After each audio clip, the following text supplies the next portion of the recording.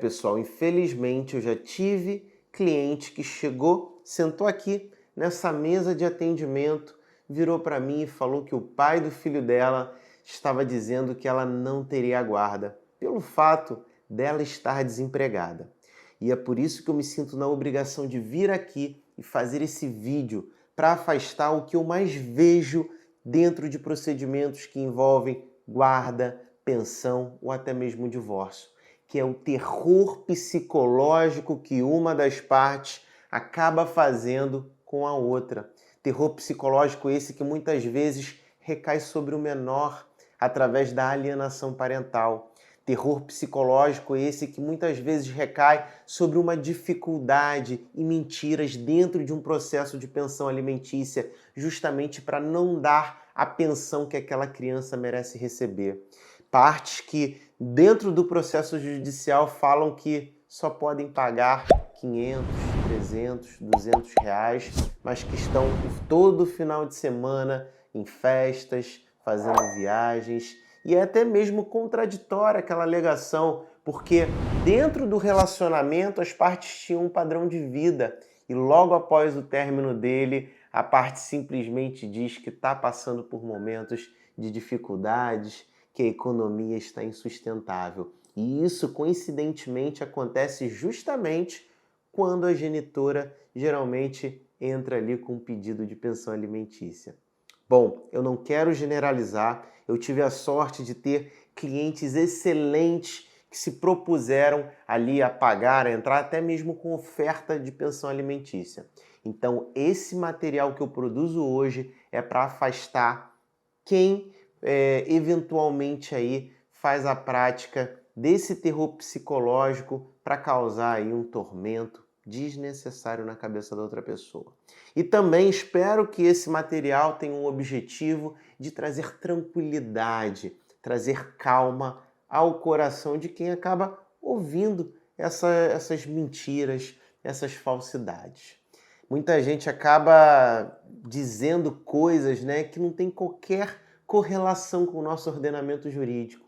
Mas, infelizmente, dentro de um processo que é tão delicado, porque muitas vezes envolve a criação de um menor de idade, a criação do seu filho, da sua filha, é um processo que, por si só, ele é delicado. Ele trata do maior bem da sua vida, que é a sua prole, né? O seu filho, sua filha. Então, muitas vezes, qualquer assunto que a outra parte diga, mesmo que a gente considere ali que aquilo não parece verdade, aquilo vai causar aflição no coração. E, infelizmente, não é todo mundo que tem condições de sentar aqui na mesa para receber um atendimento de um advogado e ouvir exatamente essas palavras que eu vou falar para vocês agora. Então, como vocês perceberam, existem casos em que o genitor ele acaba falando de que a outra parte não vai receber a pensão alimentícia que precisa, ou então vai receber menos, e fica o tempo todo falando ali que eu vou diminuir essa pensão, você não vai ganhar a pensão, ou então até mesmo eu tenho um filho de um outro casamento que eu pago muito menos de pensão e o juiz vai me dar isso daí. Bom, pessoal, a primeira coisa que eu tenho para dizer para você é que essa parte, a não ser que a gente esteja falando de um advogado ou de um juiz que esteja falando ali em causa própria, mas geralmente a pessoa ela não tem envolvimento no mundo jurídico. Se tivesse, não falaria tamanha besteira. Afinal, a pensão alimentícia ela sempre irá incidir dentro das hipóteses legais. Não existe uma forma de se escapar da pensão alimentícia se está ali dentro dos requisitos, que no caso é até aquela criança atingir a maioridade civil, os seus 18 anos, ou então até mesmo o maior de idade estiver cursando ali ainda seus estudos, estiver ainda tentando se inserir no mercado de trabalho através do término dos estudos. Então, a gente tem essa obrigação estendida até os 24 anos de idade. Então, isso é força de lei. E aí muita gente acaba dizendo que vai pagar pouco, quase nada de pensão, quando a lei também é clara ao dizer que a pensão alimentícia será paga de acordo com 3 critérios essenciais: a necessidade de quem recebe, a possibilidade de quem paga e a razoabilidade dentro desses dois critérios. Isso porque muitas vezes o genitor tem condições de oferecer uma pensão que está inclusive além das necessidades da criança. E aí o que o juiz faz? Com base no critério da razoabilidade, o juiz confere ali uma pensão que às vezes é até maior do que as necessidades daquele menor. Isso para que a gente tenha um padrão de vida elevado e adequado ao padrão de vida dos genitores. Uma outra coisa muito importante, que foi justamente o que eu disse no início do nosso vídeo, que inclusive é tema principal aqui, é quando uma das partes simplesmente diz que a outra não terá a guarda, simplesmente pelo fato de às vezes não estar trabalhando. E a gente tem algumas coisas que a gente precisa analisar. Muitas vezes a pessoa ela não está trabalhando ou de fato ali por um momento de dificuldade, um momento de incerteza no mercado, uma demissão recente, uma dificuldade de reinserção no mercado de trabalho. Mas eu afirmo para você que isso, por si só, não é motivo para você perder a guarda do teu filho, da tua filha. Isso porque o juiz, todo o processo, e o juiz junto com o Ministério Público, e todo o processo que envolve um menor de idade, a gente sempre vai olhar para o melhor interesse dele.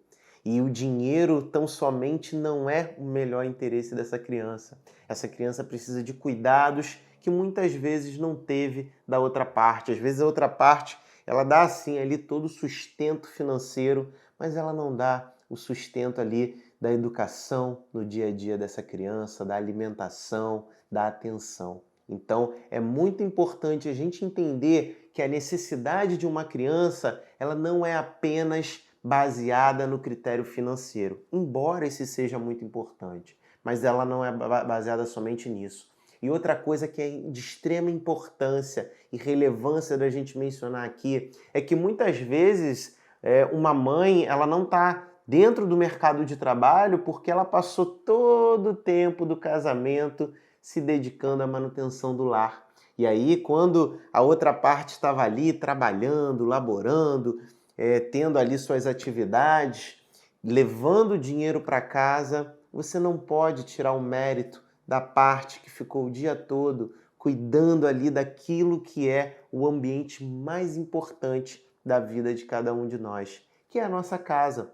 Então imagine se você está ali dentro de uma rotina de trabalho, se esforçando para levar o sustento de cada dia, mas aí você chega em casa, sua casa está uma bagunça. Provavelmente você não vai ter a disposição que você teria dentro do trabalho se você não tivesse uma estrutura bem definida em casa. E é por isso que eu digo para você também que o fato de você não estar trabalhando, de você não estar exercendo uma atividade, não quer dizer que você não tenha contribuído para o sustento, para a manutenção, para o desenvolvimento daquele lar, daquela família. Dinheiro não é o único pilar que sustenta e faz uma família evoluir. A gente tem diversos outros critérios, como cuidar da própria casa, cuidar daquele ambiente familiar. E não pense que isso não tem valor. O fato de você chegar na sua casa e você ter ali a sua alimentação, a criança bem cuidada, isso tem valor tão quanto, talvez até mais, acredito que até mais, do que simplesmente levar o sustento financeiro daquela casa. Então, quando eu ouvi essa situação, eu ouvi essa cliente dizendo que o pai do filho dela disse que ela perderia a guarda porque ela não está trabalhando. Então, dentro desses critérios, eu tenho que dizer que isso é uma besteira sem tamanho. Isso provavelmente não vai acontecer. Existem casos, obviamente, em que a parte ela não quer trabalhar, a parte ela não quer se dedicar. Existem pessoas que realmente são acomodadas, que não querem se dedicar, não querem trabalhar, querem literalmente se encostar em alguém, em alguma coisa. Eu não estou falando desse tipo de gente, desse tipo de pessoa, que teria tantos problemas, vamos dizer assim, como a parte que fala que a mãe, a genitora, vai perder a guarda ali simplesmente porque não está exercendo uma função laborativa naquele momento. E tem gente que muitas vezes acaba colocando o critério do pagamento da pensão no meio disso tudo. Mas eu que estou pagando todas as despesas do menor, então eu que tenho o direito da guarda. Não é assim que funciona. Não é assim que a nossa legislação está esculpida. Então, por isso que quando eu ouço essas falácias que de fato criam um transtorno psicológico muito grande no ouvido de quem as ouve, mas a nossa legislação ela não prevê essa hipótese. Muita gente, inclusive, se preocupa e tem um pouco de ansiedade e transtorno com o que seria temida, mas que na verdade é abençoada guarda compartilhada. E muita gente utiliza a guarda compartilhada como até por próprio desconhecimento ou então até mesmo por querer causar um transtorno na psicologia ali, no psiquê da outra parte, usa a guarda compartilhada como se fosse algo extremamente complexo, como por exemplo, olha, a guarda é compartilhada, então a partir de agora eu vou pegar a criança, ela vai ficar 15 dias direto na minha casa. Não é assim que a guarda compartilhada funciona. A guarda compartilhada, ela tão somente prevê que tanto o pai como a mãe, eles terão igual oportunidade e possibilidade de decidir sobre a vida dessa criança.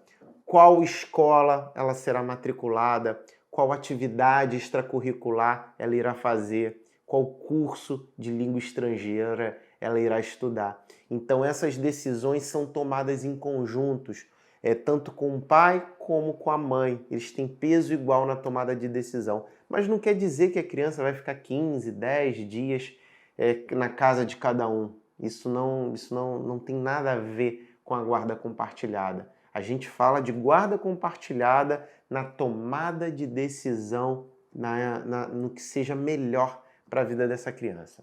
Então, o que eu tenho para dizer aqui é que nós, aqui no escritório, lutamos constantemente contra essas falácias, essas argumentações que só têm o objetivo de causar transtorno na vida do outro, seja por ameaça, seja através da mentira, seja para causar uma noite ali de falta de sono, um transtorno.